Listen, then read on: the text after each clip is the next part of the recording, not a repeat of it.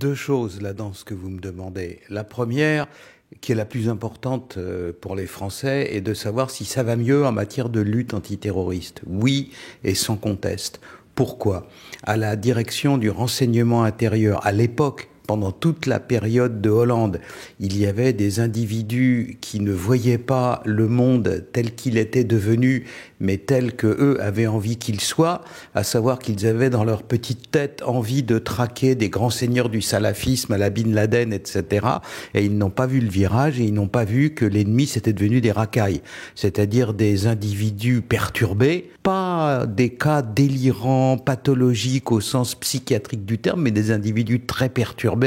Un jour au bistrot, le lendemain à la mosquée, vous voyez, au bout d'un moment, ça fait aucun bien, et que les individus en question, petit à petit, certains d'entre eux s'étaient transformés en bombes humaines, à savoir qu'auparavant, ils étaient simplement ce qu'on appelle des radicalisés, et brutalement, c'était devenu des gens capables de faire couler le sang. Tous ceux qui ont fait couler le sang en France, en Belgique, sont dans cette catégorie-là. Des individus perturbés, mal dans leur peau, hypnotisés par les formes les plus extrêmes de l'islam et le lendemain allant boire de la vodka et passant en boîte de nuit. Donc des individus très dangereux, instables, un peu comme de la nitroglycérine. On ne savait pas bien quand ils allaient exploser. Et c'est ce virage-là que le renseignement intérieur n'a pas su prendre. Alors, les gens qui, à l'époque, dirigeaient le renseignement intérieur ont été remerciés, ils ont été renvoyés à leurs chères études, que ces anciens patrons-là ne sont pas du tout regrettés, et il y a maintenant une nouvelle équipe à la DGSI qui a des problèmes de terrorisme tel qu'il est aujourd'hui et tel qu'il va évoluer, une vision plus réaliste. Et puis aussi, il y a maintenant, pour la première fois dans l'histoire de France, à la présidence de la République, un état-major qui coordonne non seulement le travail de l'ensemble des services, mais aussi, et c'est aussi là est décisif, toute la lutte antiterroriste. Alors, ça n'est pas un vrai problème. Ce qui est un problème, c'est que les journalistes, l'ancienne équipe, celle du fort incompétent Monsieur Cazeneuve et d'autres, comme hélas Alain Marceau, tournent en rond en se répétant des choses qui ne sont pas vraies. Savez-vous combien d'islamistes, on nous en promettait des centaines, souvenez-vous, sous Cazeneuve et encore un peu après, ah mon Dieu, ils vont revenir, il va y avoir une sorte d'arrivée massive de terroristes venus de la zone des combats. Et à l'époque, les gens que je voyais, qui eux sont vraiment dans la lutte antiterroriste, pas dans le passé, il y a 20 ans, mais aujourd'hui, me disaient, c'est très étonnant, nous ne comprenons pas bien le sens de ces propos, car naturellement, les islamistes au Moyen-Orient, dans la zone Irak-Syrie, ils sont dans une trappe. Rien qu'un exemple, à Mossoul, il y avait une centaine de combattants, ouvrez les guillemets, français, fermez les guillemets, avec des papiers d'identité, dirons-nous, français. En réalité, des Maghrébins partis combattre là-bas. Il y en avait une centaine, et on s'inquiétait bien de ce qu'ils allaient devenir. Alors, certes, la ville de Mossoul a été reprise militairement par l'armée irakienne et par ses soutiens, mais une fois que l'armée a eu conquis la ville de Mossoul, elle a laissé le nettoyage à des milices chiites. Je n'ai pas l'impression que, surtout s'agissant de salafistes, les milices chiites aient comme ça une espèce de grande pratique de l'habitude de conserver des prisonniers.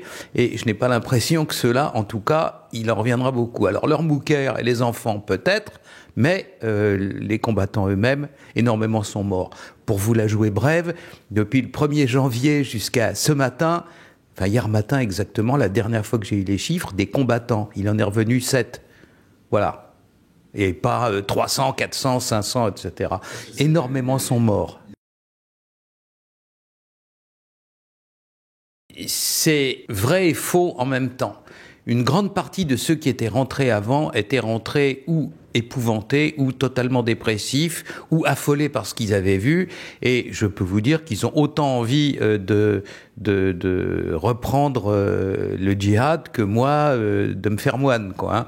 Il y en a 3 notamment il y a 1 an de cela qui sont arrivés par la Turquie et puis ils ont disparu. À l'époque, c'était à l'époque où le renseignement intérieur travaillait encore à moitié bien, donc ils les ont largués Et donc, c'est des gendarmes qui ont fini par les arrêter quelque part en Provence. Dès que les gendarmes sont tombés sur ces individus-là, les 3 djihadistes ont demandé aux gendarmes, tout de suite, on veut voir le juge. Les gendarmes ont dit du calme. Non, non, non, ils voulaient absolument. Ils se sont précipités dans le bureau du juge et une fois qu'ils y ont été, ils parlaient tous en même temps et ce qu'ils disaient, on préfère prendre 5 ans de prison en France ou 10 ans que de retourner un seul jour là-bas. S'il vous plaît, ne nous renvoyez pas là-bas, c'est terrible, c'est affreux. C'était des gens que cette guerre a détruit intérieurement et qui ont envie de tout sauf de la continuer, que ce soit sur notre sol ou ailleurs. Alors, je n'étais naturellement pas dans la pièce, mais les magistrats qui les ont vus sont des hommes d'expérience et ils étaient en train, les gaillards en question, de faire dans leur froc, quoi. Et ils étaient terrifiés. C'est quelque chose qui ne se simule pas. Qu'un Abdeslam au calme dans sa prison, qui sait ce qu'il risque, et des avocats rusent, temporisent, etc., c'est une chose. Mais ceux-là, à l'idée qu'on allait les expulser de la France et qu'ils allaient se retrouver dans l'enfer d'où ils venaient, je pense pas que ça soit simulé. Donc, énormément d'entre eux sont morts. Il y a quelques semaines de ça, qu'un soldat français d'un régiment des forces spéciales avait été tué en Irak ou en Syrie. C'est donc qu'il y était et qu'il y en a d'autres. Ces gens-là observent. Et parfois, peut-être plus. Mais c'est des affaires qu'il faut faire et pas forcément dont il faut parler.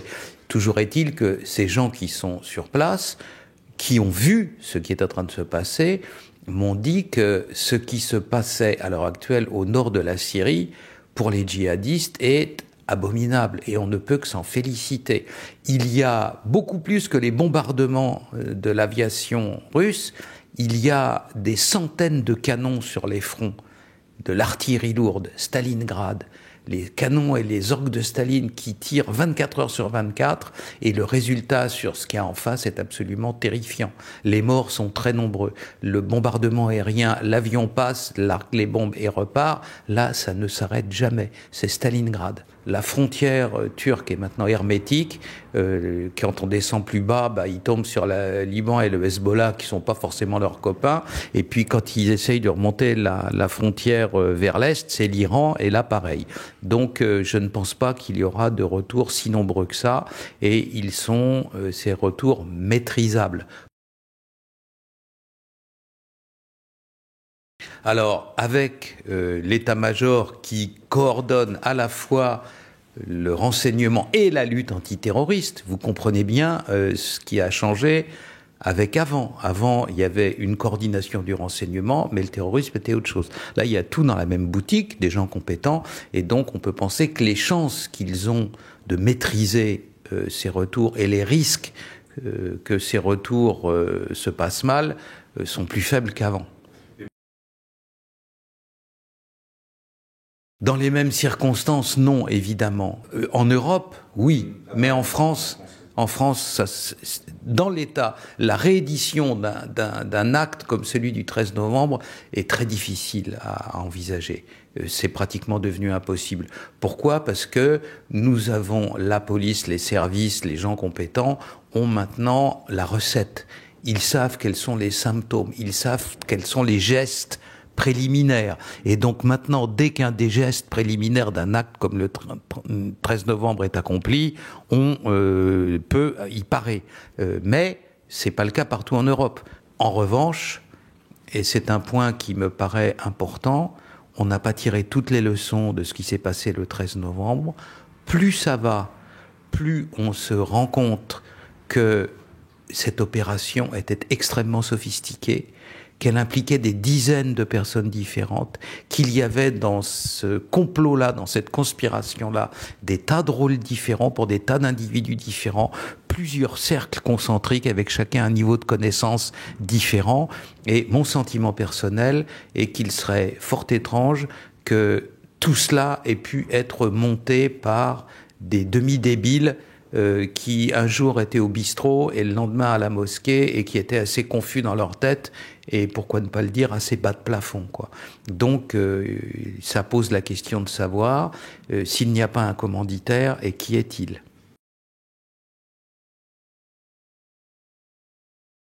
Je crois même qu'à un moment donné, si on creuse suffisamment, on finira par tomber sur quelque chose qui n'est sans doute pas très loin du terrorisme d'État.